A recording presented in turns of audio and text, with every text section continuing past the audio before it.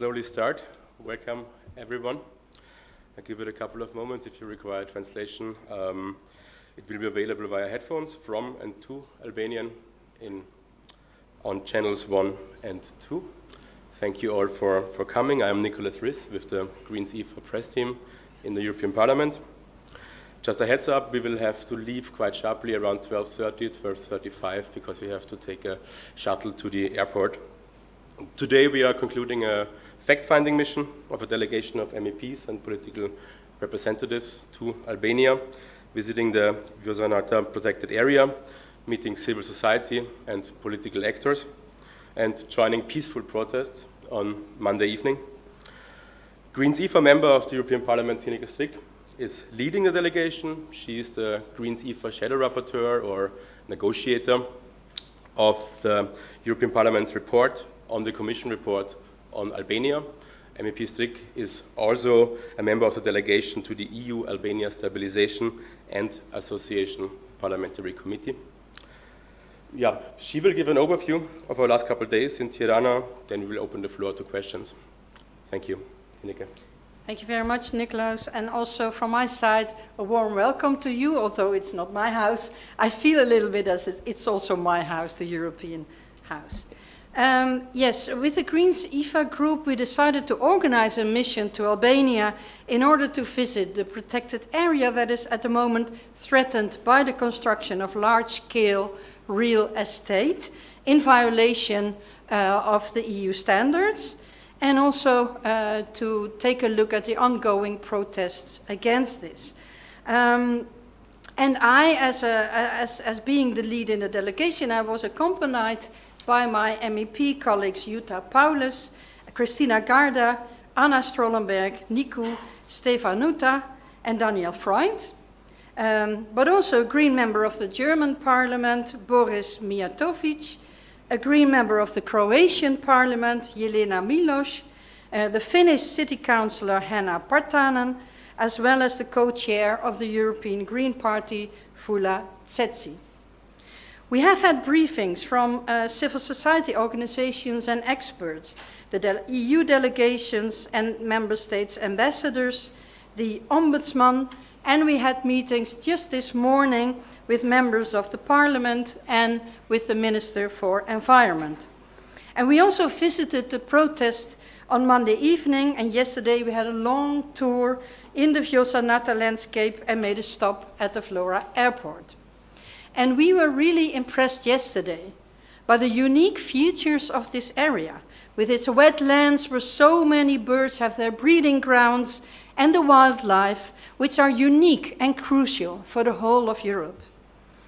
The planned construction of, as I said, large-scale real estate in such a fragile area is an immense threat.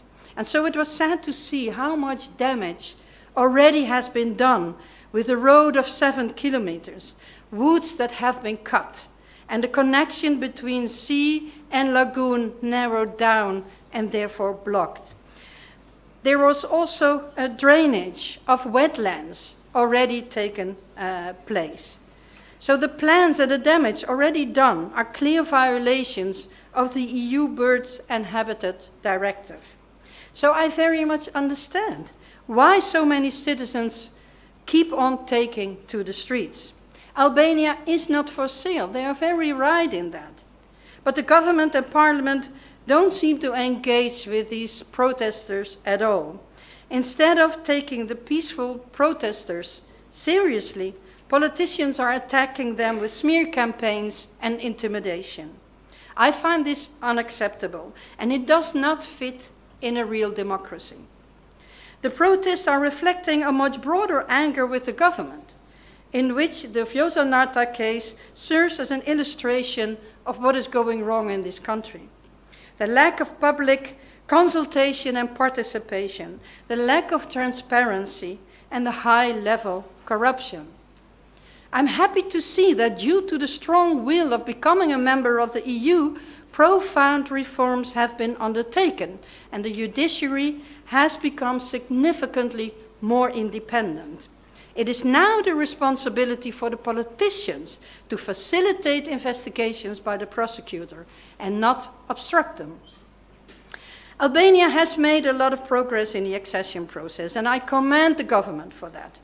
But if it's really serious in this ambition to become a member of the EU, it must immediately refrain from any activity in the Vjosa-Narta landscape.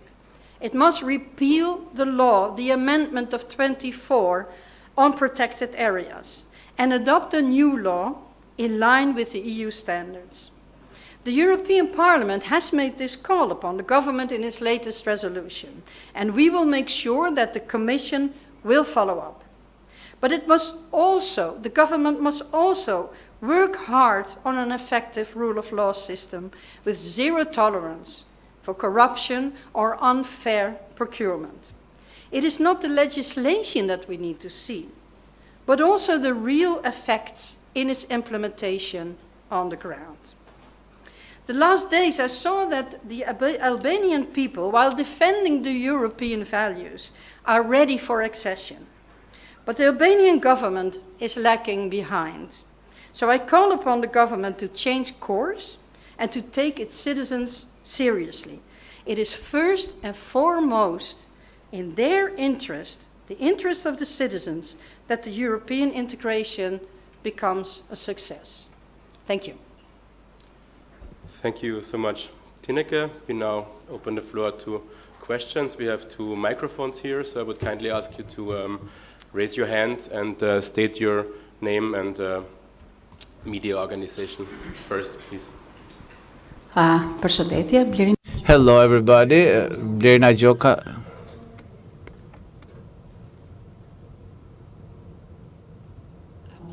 Good afternoon, Blerina Gjoka from Björn, Albania. One of the Euro parliamentarians noted that they got an email from the Socialist Party that requested them to not vote for the amendments that were seeking the stop of the works and the moratorium for the protected area. Said this email seemed to be directed and addressed to all Euro parliamentarians. It was in plural, if I'm not mistaken. Is this something common that happens where a government or a party that holds power sends an email to ask a European parliamentarian not to vote on an amendment or a resolution? And has this been pressure that the Albanian government has tried to exert over Euro parliamentarians? It was Jutta Paulus saying that, and I think if she has been addressed, it has been addressed to everyone, but we will look into that, and of course we are happy to share this email if that's of interest for you. And I can say I'm now 7 years a member of the European Parliament. For me, it's very rare that this is happening, that a government is taking this initiative to directly try to influence our vote. Is really where we are there to scrutinize, on the one hand, the EU, of course, on how it's assessing the situation in Albania, and of course also to make sure that breaches are not taking place in Albania. And then I would see it as a kind of political interference to immediately come up with such a direct call upon us, members of the European Parliament. Thank you, Tineke. Do you have a follow-up question? Otherwise, we will pass on the microphone. Please, in the back, gentlemen. Hi, Stan Aron, independent journalist. You met with the Minister of Environment this morning. Can you tell us how that meeting went, please? Yeah. Yes, we met with the Minister and we tried to understand what happened in the process of permit issues, etc. And in the end, we agreed to disagree, I think, according to, there were a number of disagreements. On the one hand, we talked about the amendment of 2024, allowing certain categories of protected areas to have constructions there. And we said this is in breach of EU standards. We don't know this categorization in EU law. And if you protect an area, you cannot come up with constructions. And he kept on insisting that they would make sure they would align with EU standards end of 27. And I said, but look, we have the non-regression principle. It's not loyal if you first deteriorate the situation and then say, but in 1.5 years' time, we will make sure we align, because the damage has then already been done. Albania needs to be loyal at the moment already now with the EU standards, and if it really on purpose is going to worsen the situation, it's not acting in line with loyal cooperation with the EU. The other thing was about the construction that has already been done and the damage that has already been done.